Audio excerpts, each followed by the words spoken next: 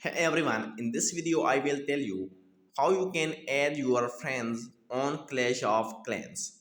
You can add your friends on Clash of Clans and can play a game with your friends. So how you will add your friends for that, just open your Clash of Clans game. Now on your main home screen, click on this setting icon on the top right side. When you click on setting icon, here you can see option called Supercell ID. Here if you are not logged in with your Supercell ID, it will be like log in with your Supercell ID. I have already logged in, so it's showing me open. So I will click on this open.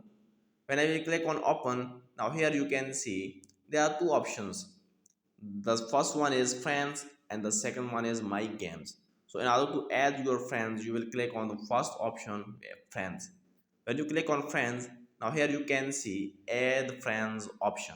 And now here you can see there are QR code side and right side they are written as a scan QR code, and the second one is share link to profile. You can use both these two options to share your link with your friends or share QR code with your friends, and you can add your friends on your Clash of Clan game.